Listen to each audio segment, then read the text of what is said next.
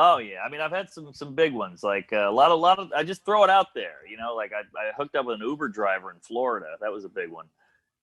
You had a female Uber driver or a Yeah, she male? was a female, cute blonde lady, and she was like driving me around, and I was with a few other comics. They can vouch. And I had a few drinks in me, and she was like, "Yeah, I just got divorced, so now I drive Uber, and it's so sad, and I'm all so lonely." And I was like, "Well, hey, you ever need a guy? I'm staying in the Ramada Hotel, bup, bup, boop," and threw out my number. We're all kind of giggling in the back, and she's giggling, and I was like, all right, we'll see you later, 5 stars, hey, this number. Literally 2 hours later, I'm in my boxer shorts. I'm looking at YouTube. I'm like, got a finger in my ass, and the doorbell rings, and it's her. Damn. Wow. That's Crazy. definitely, that's That's Five. That definitely is 5-star. That service. is definitely 5-star service. Oh yeah, it was good times. Good times. No tip though. Florida, man. Florida. Yeah, I didn't tip. Do you have any Just when you're on the road? You ever had any like just hotel horror situations or motel more like, or not really?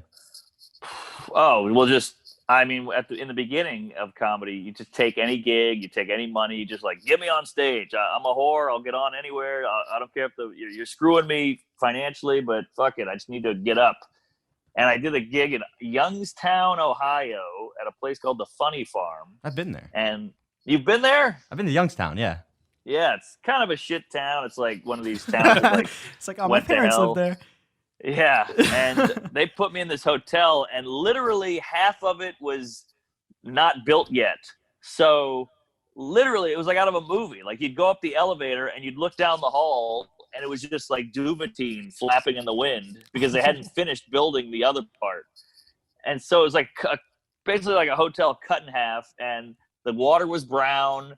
Like I turned it on, there was like a bunch of like those mini roaches all over the hotel room, and a few of the outlets didn't work, and a few of the light bulbs didn't work. The clock was from the 40s, and it was like on military time and in Europe. I mean, it was all out of whack. The TV was like had the knobs and everything and the antenna.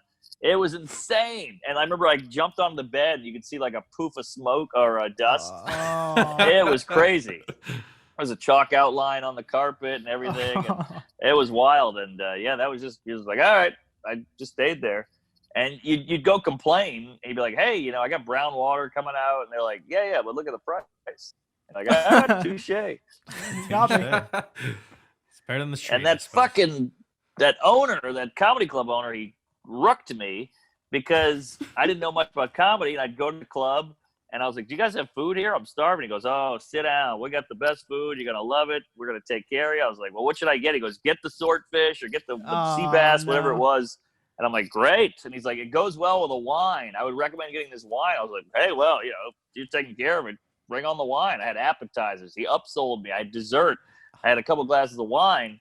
And then he gave me a bill, and it was like $290. I was like, you said you're taking care of it. He's like, well, I can't give you a free meal. There's no meal here. And I was like, so I lost my whole paycheck on that fucking Chilean sea bass. Putting it right back into his economy. Yes, he screwed me. He knew exactly what he was doing.